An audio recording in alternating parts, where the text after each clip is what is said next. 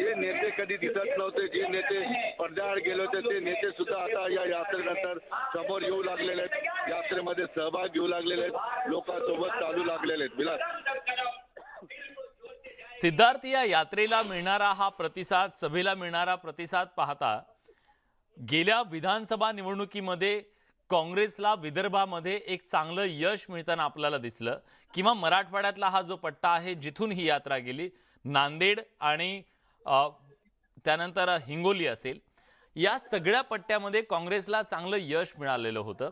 पुन्हा एकदा या यात्रेच्या निमित्तानं काँग्रेसची बांधणी करण्यामध्ये ही यात्रा यशस्वी होतीये का?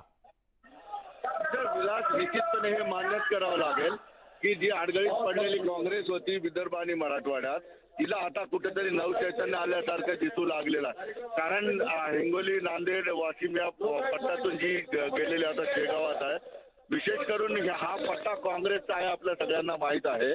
मात्र आता या ठिकाणचे जे नेते होते, कार्यकर्ते होते, ते थोडेसे दिसायला थोडे अवघड झाले होते, कारण सत्ता नाही किंवा इतर काँग्रेसचं फार दमदार नेतृत्व राज्यामध्ये नव्हतं. मात्र आता राहुल गांधी यांच्या यात्रेमुळं स्वतः काँग्रेसच्या कार्यकर्त्यांमध्ये तर समजा नवचैतन्य निर्माण झालेलं आहे. आता नेमकं ही यात्रा गेल्यानंतर काय, हा मोठा प्रश्न काँग्रेससमोर आहे. मात्र काँग्रेसने प्लॅन बी सुद्धा करून ठेवलेला आहे, कारण ही यात्रा गेल्यानंतर राज्यातील प्रत्येक जिल्ह्यामध्ये यांना कार्यक्रम दिला जाणार आहे. कारण राहुल गांधींना मी स्वतः प्रश्न विचारला की यात्रा गेल्यानंतर काय, त्यांनी सांगितलेलं की यात्रा के बाद में भी कुछ प्लान है वो आपको दिखेगा. याचा अर्थ असा आहे की यात्रा गेल्यानंतर सुद्धा काँग्रेसच्या कार्यकर्त्यांना व्यस्त ठेवण्यासाठी विविध कार्यक्रम या ठिकाणी दिलेले आहेत. त्यामुळं खऱ्या अर्थाने आता राहुल गांधी यांची यात्रा गेल्यानंतर राज्यातील नेत्यांचा कस लागणार आहे, कारण सगळ्या नेत्यांना एवढी मेहनत घेण्याची सवय नाही. मात्र राहुल गांधी स्वतः दररोज 25 किलोमीटर चालतात. कार्यकर्त्यांना नाईलाजानं या ठिकाणी यावं लागलं, त्यांच्यासोबत चालावं लागलं. त्यामुळं आता राहुल गांधी गेल्यानंतर हा जोश काँग्रेसमध्ये राहील का, हा मोठा प्रश्न आहे. मात्र निश्चितपणे एक चैतन्य आलं, त्याला कुठेतरी टिकून ठेवण्याचं काम राज्यामध्ये केलं जाईल. मात्र याचं नेतृत्व कोण करेल, हा मोठा प्रश्न विलास. निश्चितच. आणि आता राहुल गांधी भारत जोडो जरी म्हणत असतील तरी काँग्रेस जोडो ह्या गोष्टीमध्ये ते यशस्वी होताना दिसत आहेत असं म्हणूया आपण. कारण ही सगळी नेत्यांची मांदियाळी, जी काँग्रेसमधले बड्या बड्या नेत्यांची मांदियाळी आहे, ती आज एका स्टेजवरती, एका मंचावरती, एका नेतृत्वाच्या खाली आपल्याला दिसते आज.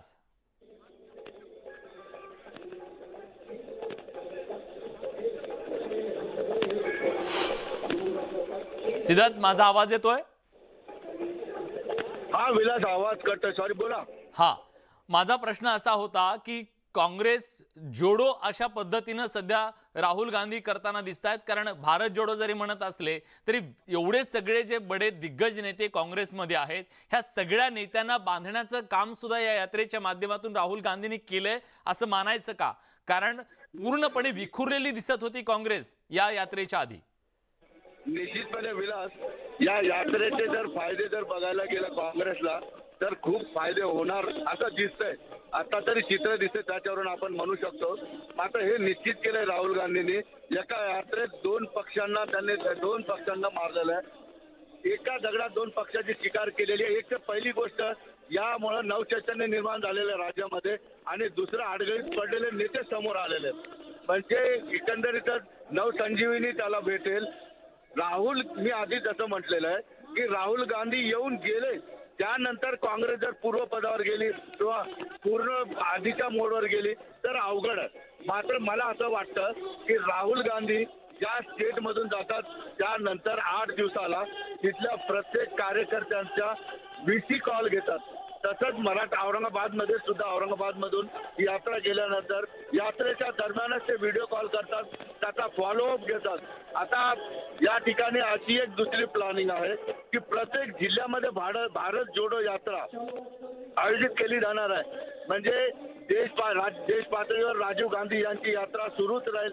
मात्र ज्या राज्यातून यात्रा गेली त्या जिल्ह्यांमध्ये सुद्धा स्थानिक कार्यकर्ते, स्थानिक नेते भारत जोडो ही यात्रा करतील असं काँग्रेसचं प्लॅनिंग आहे. निश्चितपणे राहुल गांधी यांना कदाचित माहीत असावं की आपल्या नेत्यांना आता आळसावलेला म्हणजे आळस आलेला आहे तो कुठेतरी झटकून काढण्यासाठी यांना प्लॅन दिला पाहिजे, काम दिलं पाहिजे. त्यामुळे त्यांनी या यात्रेमुळे चैतन्य निर्माण केलं. मात्र हे चैतन्य कायम टिकून ठेवण्यासाठी प्रत्येक जिल्ह्यामध्ये प्रत्येक नेत्याला, प्रत्येक कार्यकर्त्याला 24 पर्यंत त्यांनी काम करत राहावं. काँग्रेसी वातावरण तयार राहतं केलं जावं आणि केलेलं असेल तर ते कायमचं टिकवावं. हा मोठा सवाल आता आहे. परंतु राहुल गांधी हे स्वतः लक्ष देणार असल्यामुळं कदाचित काँग्रेसला पूर्व दिवस महाराष्ट्रात येण्यास थोडा वेळ लागेल. पण कार्यकर्त्यांनी मेहनत घेतली तर ते असे मला त्याचबद्दल विचारायचं आहे. राहुल गांधी यांच्या या संपूर्ण यात्रेच्या दरम्यान आपल्याला असं दिसलं का की एक टीम राहुल असायची आणि दुसरी म्हणजे एक ज्येष्ठांची पूर्ण फलटण असायची, काँग्रेसमधले ज्येष्ठ नेत्यांची ती फलटण असायची. यांच्यामध्ये सुद्धा समन्वयाचा अभाव बऱ्याचदा आपल्याला दिसलेला होता. तो समन्वय साधण्यात ते यशस्वी झालेले आहेत का? निश्चित विलास, या ठिकाणी स्पष्टपणे मी हे सांगेल की मागचे 10-12 दिवस मी राजेसोबत आहे. म्हणजे ज्येष्ठ काँग्रेसचे नेते फार काही दिसले नाही. सुशील कुमार शिंदे सोडले, चाकूरकर सोडले तर फार जे वयोवृद्ध नेते आहेत ते दिसले नाही. मात्र जे नेते आहेत राज्यातील त्यांच्या मुला मुलींची मात्र गर्दी झालेली होती. ठीक आहे, म्हणजे नेक्स्ट जनरेशन आता राहुल गांधींसोबत चालताना दिसते. मी थोडंसं थांबवतो, तुमचं म्हणणं पूर्ण करा. आपण प्रेक्षकांना माहिती देऊया. राहुल गांधी हे गजानन महाराजांच्या दर्शनासाठी जाताना आपण बघतोय त्यांचा संपूर्ण ताफा हा दर्शनासाठी जातोय. संत गजानन महाराजांचं दर्शन त्यांनी घेतलेलं आहे आणि थोड्याच वेळात सभास्थळी राहुल गांधी पोहोचणार आहेत.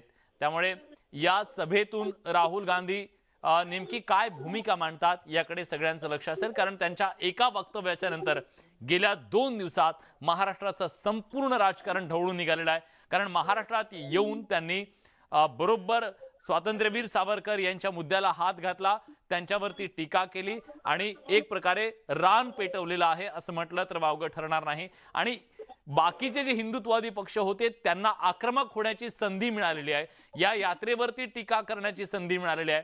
या त्यानिमित्तानं राहुल गांधींच्या विरोधात जे आंदोलनं वेगवेगळी केली जात आहेत, कुठे जोडे मारो आंदोलन आहे, पुतळे जाळणं आहे, हे सगळं करत असताना एक प्रकारे हिंदुत्ववादी मतदार जो आहे त्याला आपलंसं करण्याचा, आणखी जवळ करण्याचा प्रयत्न या माध्यमातून केला जातोय का, हा प्रश्न तर निश्चितपणे चर्चेला जाणार आहे. पण मी सिद्धार्थ यांच्याकडे पुन्हा एकदा जातोय. सिद्धार्थ, मी तुम्हाला प्रश्न विचारला होता ते तुमचं म्हणणं पूर्ण करा.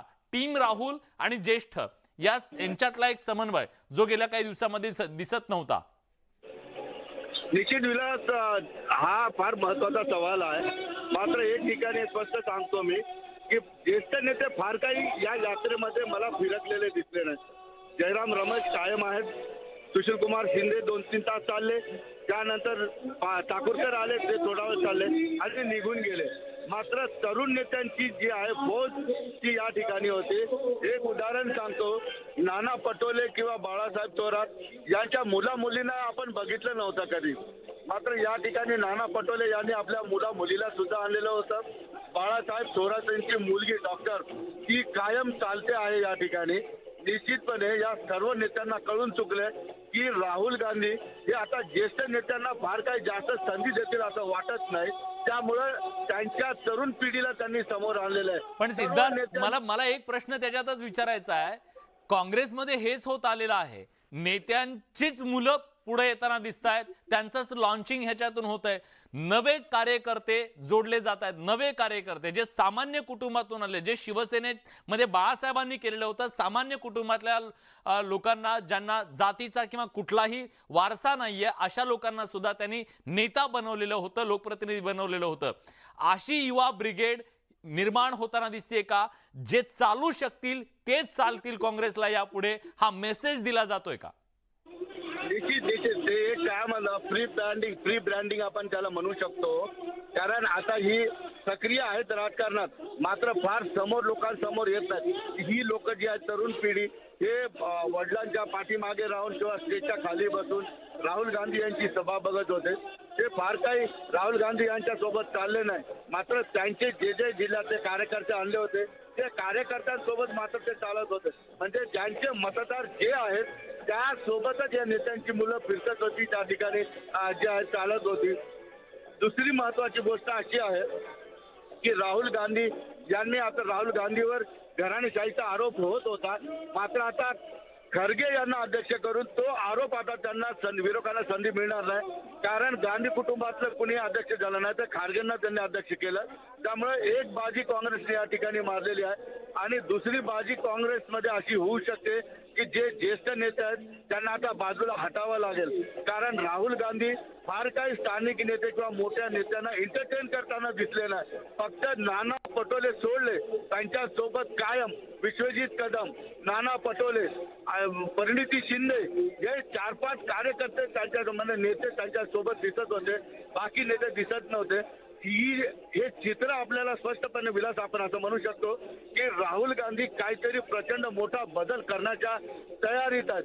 तो बदल करण्यासाठी त्यांना स्वतःची इमेज बनवणं, स्वतःचा धाक पक्षामध्ये निर्माण करणं महत्वाचं होतं. त्यामुळे त्यांनी या यात्रेच्या माध्यमातून स्वतःची इमेज असेल, स्वतःचा धाक बसवण्याचा प्रयत्न केलेला आहे, कारण आपल्याला माहित आहे की राहुल गांधीच्या पक्षातच अनेक त्यांचे ज्येष्ठ नेते जे आहेत विरोधक आहेत. आता या सगळ्यांना एक वचक निर्माण करण्यासाठी ही यात्रा निश्चितपणे राहुल गांधी यांच्या उपयोगाची असणार आहे. एक इमेज झाली, एक धाक निर्माण झाला, त्यांना ज्या पद्धतीनं काम करायचं त्या पद्धतीनं काम करण्यास त्यांना मोकळीक मिळू शकते.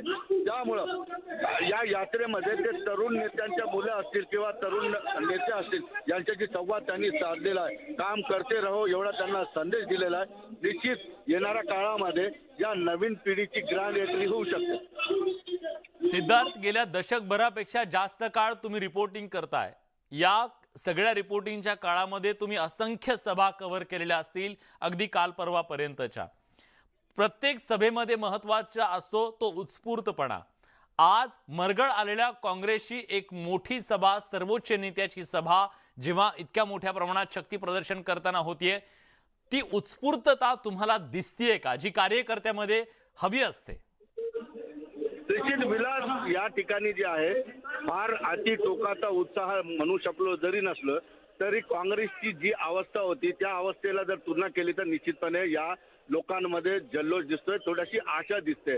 आणि या ठिकाणी राहुल गांधी काय बोलतील, त्यांच्या मतलबाचं बोलतील का, त्यांच्या मनातले प्रश्न बोलतील का, ही उत्सुकता लोकांच्या मनामध्ये आहे.